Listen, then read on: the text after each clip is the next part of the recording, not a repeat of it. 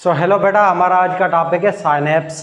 बेटा साइनेप्स आपको पता होगा, ये हम कहते हैं दो न्यूरॉन के बीच में जो जंक्शन होता है, कनेक्शन पॉइंट होती है, जिसके ज़रिए न्यूरॉन अपना जो है ऊपर वाला न्यूरॉन मैसेज ट्रांसफर करे एक निचले वाले दूसरे न्यूरॉन को।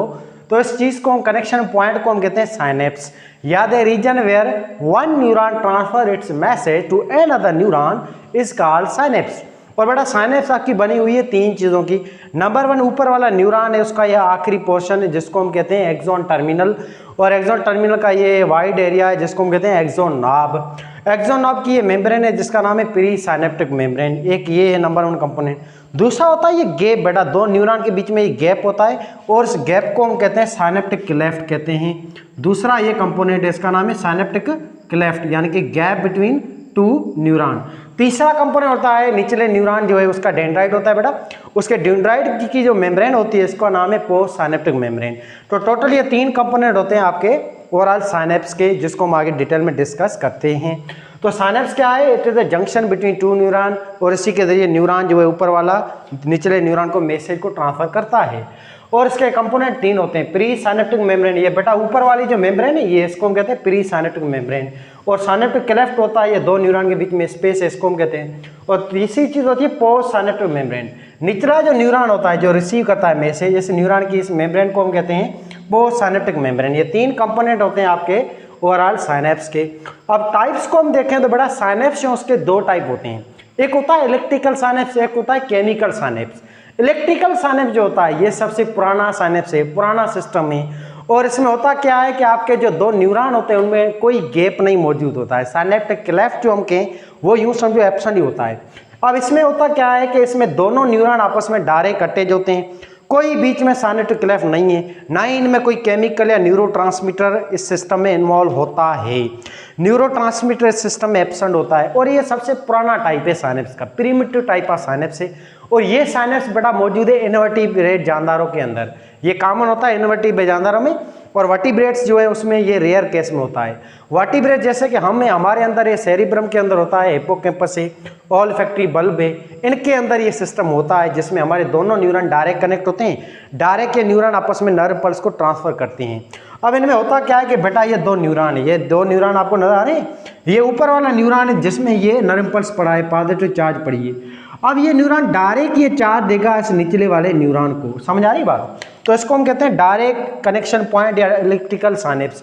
अब इलेक्ट्रिकल साइनेप्स थोड़ा फास्ट होता है, ये तेज होता है, और ये पुराना सिस्टम होता है। ये इनवर्टिब्रेट्स जानदारों के अंदर पहले डेवलप हुआ था। तो इलेक्ट्रिकल साइनेप्स का मतलब है डायरेक्ट साइटोप्लाज्मिक कनेक्शन। अब देखिए बेटा, ये दोनों न्यूरॉन डायरेक्ट कनेक्ट है अपने इस चैनल के जरिए। इन चैनल का नाम है आपके प्रोटीन के चैनल। और इन चैनल में सोराख होता है। इन सोराखों की साइज होती है 1 से 2 नैनोमीटर। और इनमें डायरेक्ट जो है ऊपर वाला न्यूरॉन जो है अपना सोडियम आयन जो है ये ट्रांसफर करेगा एक न्यूरॉन से दूसरे न्यूरॉन में। ऐसे एक न्यूरॉन से दूसरे न्यूरॉन में डायरेक्ट जो है चार्ज जो है, पॉजिटिव चार्ज जो है, या जिसको एक्शन मेम्ब्रेन पोटेंशियल कहते हैं, वो ट्रांसफर होगा एक न्यूरॉन से दूसरे न्यूरॉन में। कोई यहाँ पे साइनेप्टिक डिले नहीं हुआ है, यानी कि कोई भी यहाँ पे मैसेज जो उसकी स्ट्रेंथ लॉस नहीं हुई है। यहाँ पे मैसेज जिस स्पीड में आता है वैसी स्पीड में आगे एक न्यूरॉन से दूसरे न्यूरॉन में ट्रांसफर हो जाता है विदाउट साइनेप्टिक डिले, या विदाउट एनी पाज, या विदाउट एनी न्यूरोट्रांसमीटर के जरिए। ठीक है बेटा? तो nerve pulse is without delay और फास्टर नर्व पल्स होती है, परफॉर्म स्टीरियोटाइपिकल मूवमेंट और रिपीटेटिव मूवमेंट। ये जो साइनेप्स होता है जिसको हम इलेक्ट्रिकल साइनेप्स कहते हैं, ये छोटे छोटे जानदार में होता है। जैसे आपके छोटे छोटे जानदार है, आपका हाइड्रा है या जेलीफिश वगैरह है, तो इन जानदारों के अंदर आप देखोगे ना बेटा, तो इनके अंदर ये साइनेप्स होता है इलेक्ट्रिक साइनेप्स। और ये साइनेप्स जब आएगा उसकी बॉडी में तो वो जानदार एक ही मूवमेंट, रिपीटेटिव मूवमेंट शो करेंगे जिसको हम कहते हैं मूवमेंट। और इसमें मूवमेंट एक ही किस्म की होगी, या कॉन्ट्रैक्शनल बॉडी या रिलैक्स होगी बस। और कोई रेस्पॉन्स होते हैं, अलग अलग बिहेवियर होते हैं। जैसे हमारी बॉडी में अलग अलग इमोशन शो होते हैं, हम अलग अलग रेस्पॉन्स शो करते हैं, अलग अलग एक्टिविटी परफॉर्म करते हैं, रोते हैं, गाते हैं, नाचते हैं, सोते हैं, घूमते हैं। ऐसी कोई भी अलग अलग किस्म की मूवमेंट्स इन जानदारों के अंदर दिखने में नहीं मिलेगी, क्योंकि इनके अंदर इलेक्ट्रिकल साइनेस है। इलेक्ट्रिकल साइनेस एक ही रेस्पॉन्स शो करेगा, उसका नाम है बेटा मूवमेंट, मूवमेंट, मूवमेंट, मूवमेंट। और एक ही किस्म की बार बार आपने देखा होगा हाइड्रा वगैरह या ये जानदार है, इसको कोई चीज़ टच करेगी तो ये डायरेक्ट उसको कैच करेंगे या अंदर लेंगे, या फिर इसको कोई भी स्टिमुलस मिलेगा तो वो एक ही रेस्पॉन्स शो करेंगे मूवमेंट का, कॉन्ट्रैक्ट होने का और रिलैक्स होने का। बाकी और कोई अलग अलग किस्म के रेस्पॉन्स, जैसे हमारे अंदर गुस्सा, प्यार, मोहब्बत, कावड़, सेक्सुअल ऑर्गन वगैरह, ऐसा कोई रेस्पॉन्स इनमें डिफरेंट किस्म का शो नहीं होता है, क्योंकि इनके अंदर अलग अलग किस्म के केमिकल है ही नहीं। अलग अलग किस्म के रेस्पॉन्स शो कराने वाले बेटा न्यूरोट्रांसमीटर या केमिकल है वो इनके अंदर है ही नहीं, इस वजह से ये थोड़ा इतना एडवांस टाइप का साइनेप्स मौजूद नहीं है, इतना एडवांस किस्म का नहीं है ये। तो परफॉर्म हिस्टोटाइपिकल मूवमेंट और repeated movement common in invertebrates, less in vertebrates. Human के अंदर हिप्पोकैम्पस है आपका, सेरिब्रल कॉर्टेक्स है, यहाँ पे होता है आपका इलेक्ट्रिकल साइनेप्स। हमारी बॉडी में दोनों किस्म के साइनेप्स है। सेरिब्रम जो होता है ना आपका, आगे हम डिस्कस करेंगे, आपका ब्रेन होता है दिमाग, दिमाग का एक पार्ट होता है सबसे बड़ा, इसको हम कहते हैं सेरिब्रम। सेरिब्रम के ऊपर वाला हिस्सा होता है, आउटर पार्ट होता है, जिसको हम कहते हैं ग्रे मैटर या सेरिब्रल कॉर्टेक्स कहते हैं। सेरिब्रल कॉर्टेक्स के जो भी बेटा न्यूरॉन है, ये सारे न्यूरॉन है डायरेक्ट यूं आपस में कनेक्ट होते हैं, डायरेक्ट, कोई इनके बीच में साइनेप्टिक क्लेफ्ट या स्पेस मौजूद नहीं है, ठीक है। ऐसे आपके जो सेरिब्रम है, इसके नीचे होता है थैलेमस फिर हाइपोथैलेमस, इसके साइड में यूं ऐसे सी आर शेप एक ऑर्गन होता है जो लॉन्ग टर्म मेमोरी करता है आपका स्टोर, इसको हम कहते हैं हिप्पोकैम्पस। आपका हिप्पोकैम्पस के अंदर जो न्यूरॉन होते हैं वो भी यूं डायरेक्ट कनेक्ट होते हैं, इनमें डायरेक्ट जो है मैसेज ट्रांसफर होता है एक न्यूरॉन से दूसरे न्यूरॉन में इन चैनल के जरिए, ठीक है बेटा। तो इनके अंदर इलेक्ट्रिकल साइनेप्स होता है, हमारे ब्रेन के अंदर भी, बाकी हमारी पूरी बॉडी में केमिकल साइनेप्स होता है, वेल डेवलप सिस्टम में। ये केमिकल साइनेप्स को हम डिस्कस करते हैं। तो दो ही टाइप होते हैं साइनेप्स के, एक होता है इलेक्ट्रिकल साइनेप्स और दूसरा होता है केमिकल साइनेप्स। केमिकल साइनेप्स का मतलब होता है केमिकल के जरिए मैसेज जब ट्रांसफर हो एक न्यूरॉन से दूसरे न्यूरॉन में, इसको हम कहते हैं केमिकल साइनेप्स। और इन केमिकल को हम बेटा कहते हैं न्यूरोट्रांसमीटर। न्यूरोट्रांसमीटर या तो प्रोटीन के मॉलिक्यूल होते हैं या लिपिड के मॉलिक्यूल होते हैं या अमीनो एसिड्स होते हैं, जिनको आगे डिस्कस करते हैं। तो केमिकल साइनेप्स एडवांस साइनेप्स है, ये वेल डेवलप साइनेप्स है, हाईली इवॉल्व है ये, और ये वर्टिब्रेट्स के अंदर कॉमन होता है।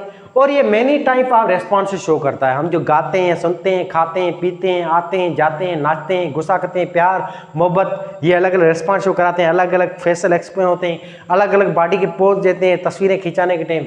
तो ये अलग अलग जो पोज होते हैं, अलग अलग चीज़ें होती हैं, बॉडी के जो रेस्पॉन्स होते हैं, ये शो कराने वाला अपनी बॉडी में केमिकल साइनेप्स होता है या न्यूरोट्रांसमीटर होते हैं।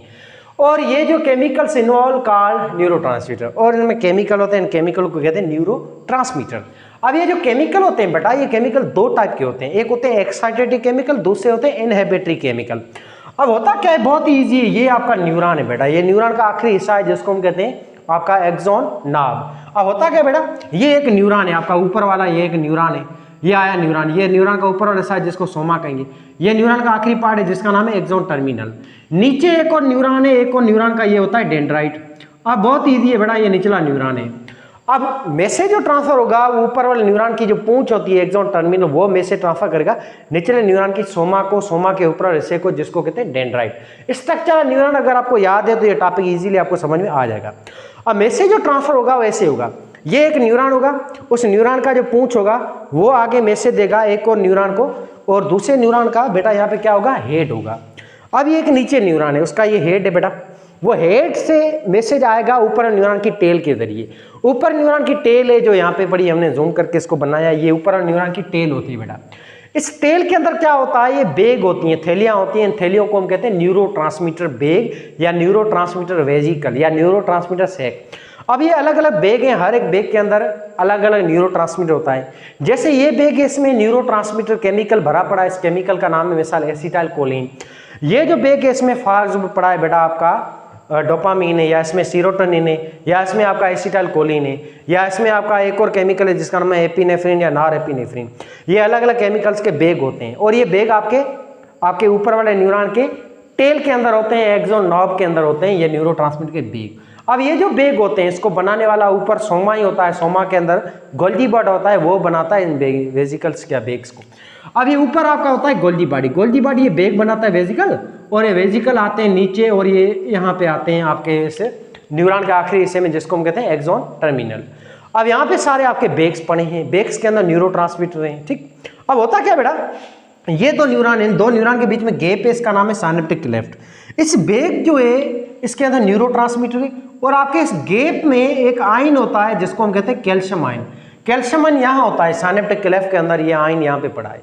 अब जैसे ही यहाँ पे नर्व पल्स पहुंचेगा, यहाँ पे नर्व पल्स माना अंदर पॉजिटिव चार्ज, यहाँ पे पहुंचेगी ना आपके इस प्री साइनेप्टिक मेम्ब्रेन पे, तो यहाँ पे जैसे ही चार्ज पहुंचेगा, पॉजिटिव चार्ज या एक्शन मेम्ब्रेन पोटेंशियल जैसे ही यहाँ पे पहुंचेगा, तो ये एक्शन मेम्ब्रेन पोटेंशियल क्या करेगा, कैल्शियम चैनल को ओपन करेगा। बेटा ये कैल्शियम चैनल जो है ना, ये मौजूद होते हैं आपके न्यूरॉन के एक्सॉन टर्मिनल पे, या न्यूरॉन के एक्सॉन पे, या न्यूरॉन के आखिरी हिस्से पे या एंड पे। यहाँ पे आपके कैल्शियम चैनल होते हैं, ये कैल्शियम चैनल ओपन हो जाएगा नर्व पल्स की वजह से। कैल्शियम चैनल जैसे ही ओपन होगा बेटा, तो ये कैल्शियम जो बाहर पड़ा है आपके साइनेप्टिक क्लेफ्ट में, ये कैल्शियम अंदर आएगा। ये देखो ये कैल्शियम अंदर आ गया। इस कैल्शियम को अंदर किसने लाया है? एक्शन मेम्ब्रेन पोटेशियम ने। और ये कैल्शियम अंदर तब आया जब कैल्शियम चैनल ओपन हुआ है। कैल्शियम चैनल को ओपन करने वाला एक्शन मेम्ब्रेन पोटेशियल या एक्शन है या चार्जेस दे पॉजिटिव चार्ज। अब कैल्शियम जो है साइनेप्टिक क्लेफ्ट से अंदर आ गया। अंदर कहाँ आ गया? एक्सोन टर्मिनल के अंदर या एक्सोन नॉब के अंदर आ गया। ठीक है बेटा। अब ये कैल्शियम जो होता है ये जाके फ्यूज करेगा एक वेजिकल के साथ या एक बेग के साथ। ये कैल्शियम आया और ये अटैच हो गया एक वेजिकल के साथ। अब ये वेजिकल के साथ फ्यूज हो गया। अब ये कैल्शियम जो है इस वेजिकल को करीब लाएगा। अब ये वेजिकल को कैरी करके लाएगा। अब ये बेटा वेजिकल आएगा करीब। ये वेजिकल देखो ये थैली करीब आ गई। अब ये जो वेजिकल करीब आ गया और वेजिकल अटैच हो गया इस मेम्ब्रेन के साथ। मेम्ब्रेन का नाम है प्री साइनेप्टिक मेम्ब्रेन। और ये जो मेम्ब्रेन से अटैच होते हैं ये वेजिकल जो है यहाँ पे बस्ट हो जाएगा और इसके नतीजे में इस वेजिकल के अंदर जो न्यूरोट्रांसमीटर थे, ये केमिकल थे, ये केमिकल रिलीज हो जाएंगे। ये देखें केमिकल रिलीज हो गई। कैल्शियम का यही काम था बेटा। कैल्शियम का क्या काम था? कैल्शियम का यही काम था कि इन आके अंदर आके एंडोसाइटस होके ये कैल्शियम न्यूरोट्रांसमीटर बेग के साथ जो है फ्यूज होंगे और इनको डिफ्यूज कराएंगे। इन के अंदर न्यूरोट्रांसमीटर को रिलीज करवाते हैं कैल्शियम। तो कैल्शियम जो है इस थैली को बस करेगा और ये इससे न्यूरोट्रांसमीटर रिलीज होंगे। अब ये देखो न्यूरोट्रांसमीटर आ गए आपके साइनेप्टिक क्लेफ्ट के अंदर और ये न्यूरोट्रांसमीटर आके प्री साइनेप्टिक मेम्ब्रेन से रिलीज होके ये अटैच होंगे आगे चलकर निचले न्यूरॉन के डेंड्राइट के ऊपर। निचले न्यूरॉन के डेंड्राइट की मेम्ब्रेन को, सेल मेम्ब्रेन को हम कहते हैं पोस्ट साइनेप्टिक मेम्ब्रेन। इस पोस्ट साइनेप्टिक मेम्ब्रेन के ऊपर बेटा ये रिसेप्टर होते हैं अटैच। ये रिसेप्टर प्रोटीन के मॉलिक्यूल होते हैं, पेरिफेरल प्रोटीन होते हैं। अब ये जो न्यूरोट्रांसमीटर यहाँ पे अटैच होंगे आपके रिसेप्टर्स के ऊपर। हर न्यूरोट्रांसमीटर का रिसेप्टर अलग अलग होता है। रिसेप्टर स्पेसिफिक नेचर होते हैं रिसेप्टर। मिसाल ये रिसेप्टर आपका है इस न्यूरोट्रांसमीटर का। इस न्यूरोट्रांसमीटर का नाम है एसिटाइल कोलिन। तो एसिटाइल कोलिन इसी न्यूरोट्रांसमीटर अटैच होगा, दूसरे किसी न्यूरोट्रांसमीटर या दूसरे किसी जो है आपके रिसेप्टर अटैच नहीं होगा। बाकी जो रिसेप्टर है वो अलग अलग न्यूरोट्रांसमीटर के लिए होते हैं। माना हर रिसेप्टर जो है स्पेसिफिक नेचर होता है। अगर ये रिसेप्टर जो है वो है ही एसिटाइल कोलिन के लिए तो यहीं पे एसिटाइल कोलिन अटैच जो है इस वाले रिसेप्टर के ऐसा कोई अटैच नहीं होगा। यहाँ पर ये मिसाल न्यूरोट्रांसमीटर जो है आपका, इसका नाम है डोपामीन। तो डोपामीन जब रिलीज होगा तो वो इस रिसेप्टर पर अटैच होगा। ये रिसेप्टर आपका डोपामीन का है। ऐसे आपके न्यूरोट्रांसमीटर के रिसेप्टर भी अलग अलग होते हैं। रिसेप्टर माना नेचर में स्पेसिफिक होते हैं और हर थैली में जो है ना न्यूरोट्रांसमीटर एक साथ नहीं होते हैं। ये थैली भरी होगी एसिटाइल कोलिन में तो सिर्फ इसमें एसिटाइल कोलिन होगा और कोई न्यूरोट्रांसमीटर इसमें मौजूद नहीं होगा। ये मिसाल थैली इसमें सीरोटोनिन होगा तो सिर्फ और सीरोटोनिन होगा, कोई और न्यूरोट्रांसमीटर मौजूद नहीं होगा। यानी कि ये वेजिकल भी नेचर में स्पेसिफिक होते हैं, इसमें एक ही किस्म का केमिकल मौजूद होता है। हर एक जो है वेजिकल में अलग अलग किस्म के न्यूरोट्रांसमीटर होते हैं, ये केमिकल्स होते हैं। इन केमिकल को रिलीज करने वाला कैल्शियम है।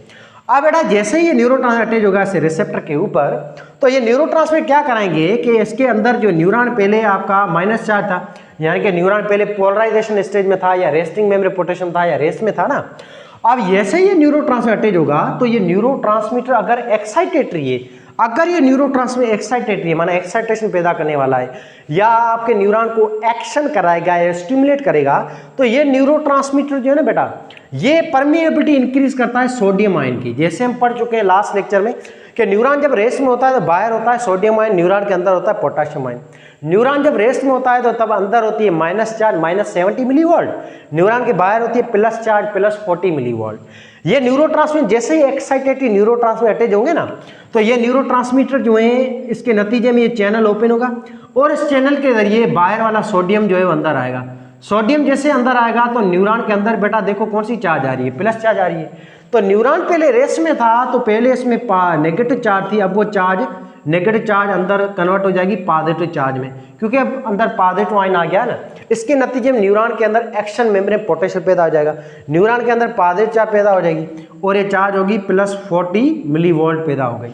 ये आपका कराते हैं एसिटाइल कोलिन की वजह से या आपके डोपामीन है, सीरोटोनिन है या आपका एपिनेफ्रिन, नॉर एपिनेफ्रिन, ये न्यूरोट्रांसमीटर की वजह से आपके न्यूरॉन जो है एक्शन में आ जाते हैं या न्यूरॉन के अंदर प्लस चार्ज पैदा होती है। तो एक्साइटेड न्यूरोट्रांसमीटर बेटा हमेशा याद रखना वो न्यूरॉन में एक्शन मेम्ब्रेन पोटेंशियल कराते हैं या न्यूरॉन के अंदर प्लस चार्ज पैदा कराते हैं, सोडियम को इन कराते हैं ये, ताकि न्यूरॉन जो है एक्शन में आ सके, न्यूरॉन के अंदर नेगेटिव चार्ज कन्वर्ट हो सके पॉजिटिव चार्ज में। ऐसे ऐसे न्यूरॉन का जो मैसेज ट्रांसफर हो गया ऐसे न्यूरॉन में, और ये मैसेज ट्रांसफर हुआ इन केमिकल के जरिए, इन केमिकल का नाम है न्यूरोट्रांसमीटर। और ऐसे साइनेप्स को हम कहते हैं बेटा केमिकल साइनेप्स, यानी कि केमिकल के जरिए एक न्यूरॉन ने दूसरे न्यूरॉन को मैसेज ट्रांसफर किया है, और ये केमिकल है, इन केमिकल को कहते हैं न्यूरोट्रांसमीटर। और यहाँ पे मिसाल केमिकल अगर एसिटाइलकोलिन था, तो एसिटाइलकोलिन जो केमिकल है, कॉमन केमिकल है, ज्यादातर हमारी बॉडी में होता है, और ये केमिकल जब आएगा आपके न्यूरॉन को स्टिमुलेट करेगा ना, तब आपकी बॉडी रेस्पॉन्स शो करेगी। इस रेस्पॉन्स को कहते हैं मसल कॉन्ट्रैक्शन। एसिटाइलकोलिन जो केमिकल होता है बेटा, ये आपकी बॉडी में कौन सा रेस्पॉन्स शो कराता है? कॉन्ट्रैक्शन का, मसल को कॉन्ट्रैक्ट करना, रिलैक्स करना, ये काम होता है एसिटाइलकोलिन का। जब तक न्यूरोट्रांसमीटर यहाँ रिसेप्टर पे अटैच होगा, तब तक आपकी मसल कॉन्ट्रैक्ट हालत में रहेगी। जब ये न्यूरोट्रांसमीटर हट जाएगा, इसको हटाने के लिए एंजाइम आता है, और अपने बुक में एक एंजाइम का जिक्र है, इसका नाम है एसिटाइलकोलिन एस्टीरेज। ये एंजाइम आएगा और उस एसिटाइलकोलिन को ब्रेक कर देगा, तोड़ देगा, इस आपके केमिकल के टुकड़े टुकड़े कर देगा। अब ये केमिकल टूट गया, इसके टुकड़े टुकड़े हो गए केमिकल के। इसके नतीजे केमिकल जब ये निकल जाएगा तो फिर से न्यूरॉन रेस में चला जाएगा, न्यूरॉन में पोटेशियम बाहर निकल जाएगा, अगेन नेगेटिव चार्ज हो जाएगी पैदा, और न्यूरॉन फिर से हाइपरपोलराइजेशन में चला जाएगा, हमारा रेस्टिंग मेम्ब्रेन पोटेंशियल में चला जाएगा, यानी कि न्यूरॉन रेस में चला जाएगा। अब ये जो न्यूरोट्रांसमीटर टूट गए हैं बेटा, ये न्यूरोट्रांसमीटर वापस जाएंगे आपके ऐसे न्यूरॉन के अंदर, ऊपर वाला न्यूरॉन है जिसके न्यूरोट्रांसमीटर है। अब ये न्यूरोट्रांसमीटर जो है ना टूटे हुए हैं, टुकड़े टुकड़े हैं न्यूरोट्रांसमीटर के। अब ये टूटे हुए न्यूरोट्रांसमीटर वापस ये जाएंगे, ये कैरियर एंजाइम होंगे, यहाँ पे ये न्यूरोट्रांसमीटर ऊपर ले जाएंगे सोमा में। सोमा में जाके न्यूरोट्रांसमीटर फिर से जुड़ जाएंगे, गोल्जी बॉडी इनको फिर से जोड़ेगा, अगेन इसको पैक कर देगा गोल्जी बॉडी वेसिकल में, फिर से ठीक ठाक हो न्यूरोट्रांसमीटर ऊपर से अगेन आएंगे, दोबारा ये रीयूज होंगे। जो टूटते हैं ना न्यूरोट्रांसमीटर, वो दोबारा रीयूज भी होते हैं, ठीक है, गोल्जी बॉडी इनको दोबारा ठीक करके फिर से भेजता है आगे। अच्छा जी, तो ये आप कहते हैं न्यूरोट्रांसमीटर, एक्साइटेटिव न्यूरोट्रांसमीटर। जैसे मिसाल आता है एसिटाइलकोलिन जो मसल कॉन्ट्रैक्ट कराता है। एसिटाइलकोलिन होता है जो हमारी बॉडी में मूवमेंट कराता है, लोकोमोशन कराता है, हम जो हाथ को यूँ हिला रहे हैं, हमारी जुबान जो काम कर रही है, आंखें जो झपका रहे हैं, दिल जो धड़क रहा है, फेफड़े जो अपने कॉन्ट्रैक्ट हो रहे हैं, या डाइजेशन वगैरह जो हो रही है, मसल कॉन्ट्रैक्शन हो रही है, हम भाग रहे हैं, दौड़ रहे हैं, ये सारी हमारी मसल कॉन्ट्रैक्शन है बेटा। आपकी जो भी मसल है, smooth muscle, cardiac muscle, skeletal muscle, इन सब मसल को कॉन्ट्रैक्ट और रिलैक्स कराने वाला ये केमिकल है जिसका नाम है एसिटाइलकोलिन होता है, ठीक है, ये कॉमन केमिकल है, मोस्ट कॉमन।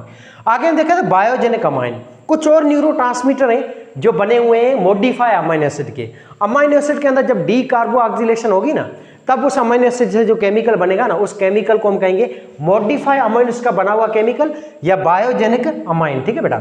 और ये केमिकल आपके 3-4 होते हैं आपके बुक्स में जो लिखे पड़े। एक केमिकल इसका नाम है एपिनेफ्रिन, दूसरा केमिकल इसका नाम है नॉरएपिनेफ्रिन। अब एपिनेफ्रिन नॉरएपिनेफ्रिन केमिकल मिसाल ये पढ़े, ये अगर रिलीज होंगे, ये जब स्टिमुलेट करेंगे न्यूरॉन को, तो ये न्यूरॉन जो है आपका और ज्यादा इसमें पॉजिटिव पैदा होगी, और ये न्यूरॉन जो एक्शन कराएगा और एक्शन बहुत ज्यादा हाई होंगे। एपिनेफ्रिन नॉरएपिनेफ्रिन आपकी बॉडी में ना फाइट या फ्लाइट की कंडीशन लाते हैं। आपकी बॉडी में बीपी को ये बढ़ा देंगे, हार्ट बीट को बढ़ा देंगे, rate of breathing, rate of respiration को बढ़ा देंगे, मेटाबॉलिक प्रोसेस को ये फास्ट कर देंगे। आपकी बॉडी में जल्दी जल्दी मेटाबॉलिक प्रोसेस होंगे, आपकी बॉडी जल्दी से उसमें पावर आ जाएगी, एनर्जी आएगी, फिर आप स्पीड से दौड़ सकोगे, भाग सकोगे, लड़ सकोगे इमरजेंसी सिचुएशन में।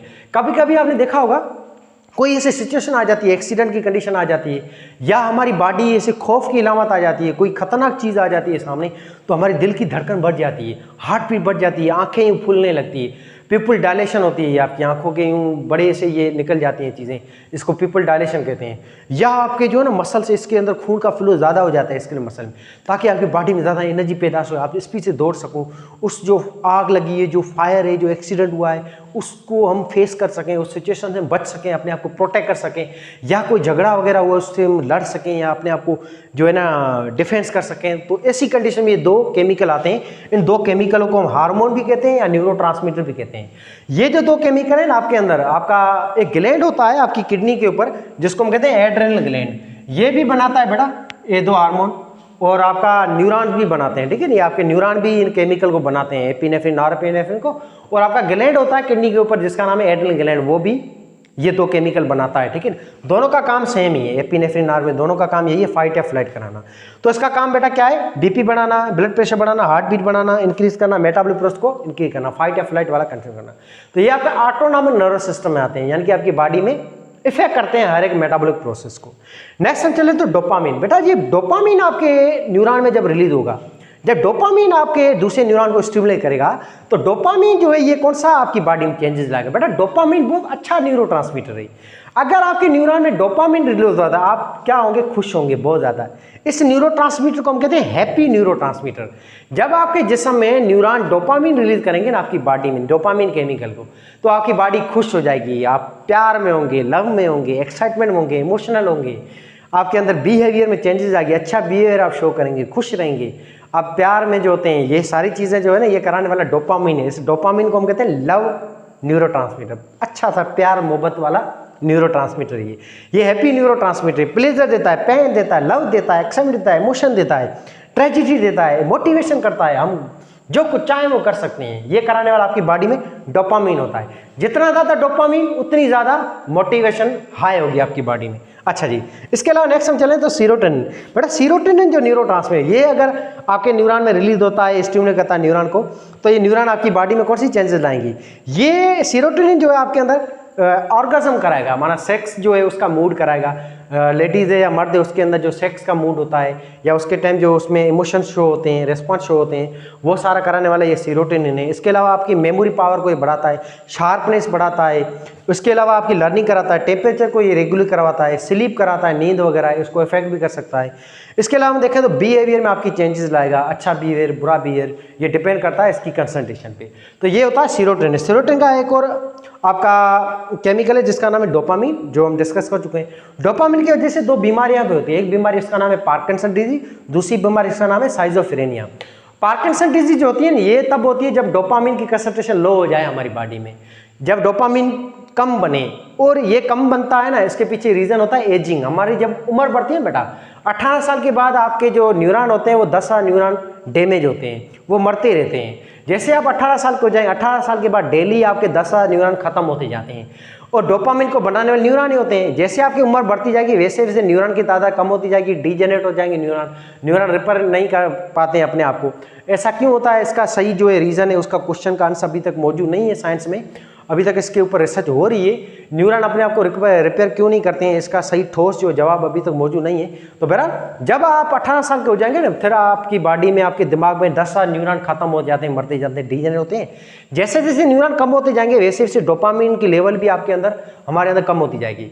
डोपामिन जैसे जैसे कम हो जाएगा ना, हमारी बॉडी में खुशी है, हमारा जो इमोशंस है वो भी धीरे धीरे कम हो जाएगा। आपने देखा होगा जो लोग बूढ़े होते हैं ना, उसकी बॉडी में ना खुशी वगैरह ये चीज़ें कम होती हैं, सेक्स वगैरह ये चीज़ें, हैप्पीनेस वगैरह, इमोशंस वगैरह, एक्साइटमेंट वगैरह ये कम होती हैं। और ये डोपामिन की कमी की वजह से बीमारी होगी। इस बीमारी का नाम है पार्किंसन डिजीज। पार्किंसन एक साइंटिस्ट था जिसने इस डिजीज को दिया था, डिस्कवर किया था। इस डिजीज में होता क्या, आपने देखा होगा बूढ़े लोग हैं ना, उसके हाथ यूँ हिलते रहते हैं, वो चाय वगैरह कोई भी चीज़ उठाएंगे तो इसका यूँ मुँह वगैरह यूँ यूँ यूँ यूँ हिलता रहता है, बॉडी पूरी यूँ कांपती रहती है, ठीक है ना। तो इसको हम कहते हैं पार्किंसन डिजीज। ये डोपामिन की कम होने की वजह से होती है और ये एजिंग की वजह से होती है। और ये बीमारी हम सबके अंदर होगी, मेरे अंदर भी होगी, आपके अंदर भी, सबके अंदर होगी जब हम 70-80 साल के या 60 साल के होंगे, जिसमें हम यूं यूं यूं यूं बूढ़े हो जाएंगे। इसको कहेंगे भाई बुढ़ापा आ गया है बंदे के अंदर, ठीक है, और इसका कोई प्रॉपर ट्रीटमेंट वगैरह नहीं है। नेक्स्ट हम देखें तो स्काइजोफ्रेनिया। साइजोफ्रेनिया जो होती है ना बेटा, ये हाई डोपामिन लेवल की वजह से होती है।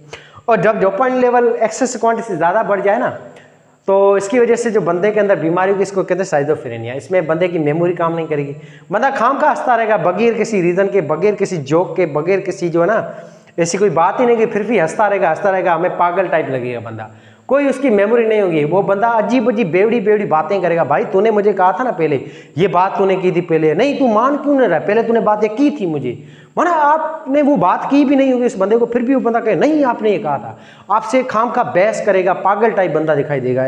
ये कंडीशन होती है, इसको हम कहते हैं साइजोफ्रेनिया, ठीक है बेटा। इसमें पुअर मेमोरी होती है बटे, खाम का अजीब अजीब बातों पर रोता रहेगा या बहुत ज़्यादा हंसता रहेगा और रोता रहेगा बगैर किसी रीज़न के, बगैर किसी बात के, माना बंदा यूँ समझो टोटल हिला हुआ होगा, मानसिक संतुलन उसका, ठीक है। इसको हम कहते हैं साइजोफ्रेनिया बीमारी। इसका भी कोई प्रॉपर ट्रीटमेंट वगैरह नहीं है, बहरहाल तो मेडिसिन वगैरह कुछ है। अच्छा आगे हम देखें तो बेटा, ये होगा एक्साइटेटरी न्यूरोट्रांसमीटर जिसको हम डिस्कस कर चुके हैं। नेक्स्ट हम देखें तो दूसरे होते हैं इनहिबिटरी न्यूरोट्रांसमीटर। इनहिबिटरी न्यूरोट्रांसमीटर जो होते हैं, ये आपके न्यूरॉन में IPSP, माना आपके न्यूरॉन के अंदर जो है, आपके न्यूरॉन के अंदर जो है ये हाइपरपोलराइजेशन कराते हैं। हाइपरपोलराइजेशन का मतलब है ये जब न्यूरोट्रांसमीटर रिलीज होंगे तब इन न्यूरोट्रांसमीटर की वजह से है ना, बाहर होता है क्लोरीन आपके न्यूरॉन के अंदर, और पहले से न्यूरॉन रेस्ट में होता है या एक्शन में, तो ये जब न्यूरोट्रांसमीटर रिलीज होंगे आपके इस न्यूरॉन में, तो ये कैल्शियम को ये अंदर लाते हैं। कैल्शियम के अंदर आने की वजह से और ऊपर से ये जो है न्यूरोट्रांसमीटर पोटाशियम को बाहर निकालेंगे। तो पोटाशियम जब बाहर निकलेगा तो माना न्यूरॉन में प्लस चार्ज बाहर जा रही है और माइनस चार्ज अंदर हो जा रही है, तो इसके नतीजे न्यूरॉन और ज़्यादा माइनस चार्ज में हो जाएगा और न्यूरॉन में अंदर चार्ज हो जाएगी -90 मिली वोल्ट, यानी कि न्यूरॉन के अंदर इन केमिकल की वजह से कंडीशन हो जाएगी हाइपर पोलराइजेशन या बिल्कुल ही रेस्टिंग मेम्ब्रेन पोटेंशियल आ जाएगी। ठीक है बेटा, तो इस वजह से इस कंडीशन को कहते हैं हाइपर पोलराइजेशन। और ये जब केमिकल आएंगे तो ये क्या करेंगे, इन कराएंगे, क्लोरीन को अंदर लाएंगे न्यूरॉन में और आउट कराएंगे, पोटाशियम को बाहर निकालेंगे। इसके नतीजे न्यूरॉन के अंदर नेगेटिव चार्ज और ज़्यादा बढ़ जाएगी, -70 से बढ़कर -70 मिलीवाट या -90 मिलीवाट तक हो जाएगी। तो ये होते हैं इनहिबिटरी न्यूरोट्रांसमीटर। और ये जो मिसाल है इसके आपका गामा है, आपका जिसको हम कहते हैं गामा, माना गामा जो है आपका GABA simple gamma amino butyric acid, या इसको शॉर्ट फॉर्म में गाबा भी हम कहते हैं। ये आपका बेटा अमाइनो एसिड है सिंपल, और इसमें ब्यूटेरिक एसिड भी होता है, फैटी एसिड भी होता है। माना ये 2 मॉलिक्यूल का बना हुआ है, अमीनो एसिड का भी और फैटी एसिड का बना हुआ ये न्यूरोट्रांसमीटर है। अगर ये न्यूरोट्रांसमीटर मिसाल रिलीज होता है तो ये न्यूरॉन क्या करेगा, आपके न्यूरॉन को रेस में लाएगा, फिर आप रेस में चले जाएंगे, या वो न्यूरॉन जो है वो काम करना छोड़ देंगे। जैसे अपने न्यूरॉन मिसाल है ज़बान के न्यूरॉन है, या हम नींद करते हैं आंखों के वगैरह के कान के न्यूरॉन रेस में जाते हैं, वो इनकी वजह से है। एक और न्यूरोट्रांसमीटर जिसका नाम है ग्लाइसिन है, एस्पार्टेट है, या आपका एंडोर्फिन है। ये सारे जो आपके न्यूरोट्रांसमीटर हैं और ये इनहिबिटरी हैं, ये जब रिलीज होंगे ना तो आपके सारे न्यूरॉन जो है रेस में चले जाएंगे, न्यूरॉन में कोई एक्शन में पोटेंशियल पैदा नहीं होगा। अच्छा जी, तो 2 लफ्ज रह गए EPSP, एक्साइटेटिव पोस्ट सिनेप्टिक, आपके एक्साइटेटिव पोस्ट सिनेप्टिक पोटेंशियल। जब ये न्यूरॉन आएंगे एक्साइटेटिव, तब आपके न्यूरॉन के अंदर प्लस चार्ज पैदा होगी, +40 मिलीवाट। इस कंडीशन को कहते हैं एक्साइटेटिव पोस्ट सिनेप्टिक पोटेंशियल। जब ये न्यूरॉन रिलीज होंगे तो ये न्यूरॉन कहते हैं IPSP, माना इनहिबिटिव पोस्ट सिनेप्टिक पोटेंशियल। यानी कि ये न्यूरॉन जब रिलीज होंगे ना आपके इनहिबिटिव, तो आपके न्यूरॉन के अंदर नेगेटिव चार्ज पैदा होगी, -90 मिलीवोल्ट, और इस कंडीशन को कहते हैं इनहिबिटरी, माना इनहिबिटर केमिकल की वजह से पोस्ट का मतलब है आपकी इस मेम्ब्रेन के अंदर, पोस्ट मेम्ब्रेन में सिनेप्टिक पोटेंशियल, आपके इस मेम्ब्रेन के अंदर पोटेंशियल पैदा हुआ है। पोटेंशियल माना चार्जेस है, इस चार्जेस का नाम है माइनस चार्ज, -90 मिलीवोल्ट चार्ज। तो ये कंडीशन होती है -90 मिलीवोल्ट, इसी को शॉर्ट फॉर्म कहते हैं IPSP। जब कंडीशन +40 मिलीवोल्ट हो जाए, न्यूरॉन आपके एक्शन में आ जाए, तो इस कंडीशन को कहते हैं EPSP, एक्साइटेटिव पोस्ट सिनेप्टिक पोटेंशियल कहते हैं। तो ये थे आपके ओवरऑल केमिकल को डिस्कस कर चुके हैं डिटेल में। तो आपका जो नर्व पल्स जो है ट्रांसफर हो रहा है, कहाँ से हो रहा है, प्री साइनेप्टिक मेम्ब्रेन से पोस्ट साइनेप्टिक मेम्ब्रेन की तरफ, या न्यूरॉन का जो एक्सॉन टर्मिनल ये में से ट्रांसफर करता है आपके निचले न्यूरॉन के सोमा को या डेंड्राइट को, और करता है ये transfer by the help of neurotransmitter. अगर इनहिबिटरी न्यूरोट्रांसमीटर आएंगे तो न्यूरॉन रिलैक्स हो जाएंगे, कोई रेस्पॉन्स नहीं होगा। अगर एक्साइटेटरी आते हैं ये अलग अलग किस्म के, तो आपकी बॉडी में अलग अलग रिस्पॉन्स होंगे। अब देखें बेटा, केमिकल साइंस सबसे एडवांस है। देखो अलग अलग किस्म के केमिकल हैं, ये केमिकल अलग अलग रिस्पॉन्स शो कराते हैं आपकी बॉडी में। इलेक्ट्रिकल साइंस में केमिकल ना होने की वजह से अलग अलग किस्म के रेस्पॉन्स शो नहीं होते, जो हमने यहाँ पे केमिकल साइंस में इतना डिटेल में डिस्कस किया है। तो ये था आपका ओवरऑल टॉपिक, इसमें हम दोनों को ही कवर कर चुके हैं, साइंस को भी कवर कर चुके हैं और आपके जो है न्यूरोट्रांसमीटर को भी अच्छी तरह से डिस्कस या कवर कर चुके हैं। कोई सवाल या कन्फ्यूजन है तो आप कमेंट सेक्शन में लिख लीजिएगा और ये टॉपिक को अच्छी तरह से बुक में जाके पढ़ लीजिएगा। बहुत इजी टॉपिक है, बहुत ही ईजी है। तो कैल्शियम अंदर आया, कैल्शियम को न्यूरोट्रांसमीटर रिलीज हुए, न्यूरोट्रांसमीटर एक्शन में पोटेंशियल पैदा किया। सोडियम को अंदर लाया तो इसको कहेंगे एक्साइटेड न्यूरोट्रांसमीटर। क्लोरीन को जो अंदर लाएगा, पोटेशियम को बाहर निकालेगा, नेगेटिव चार्ज पैदा करेगा, इसको कहेंगे इनहिबिटरी न्यूरोट्रांसमीटर्स।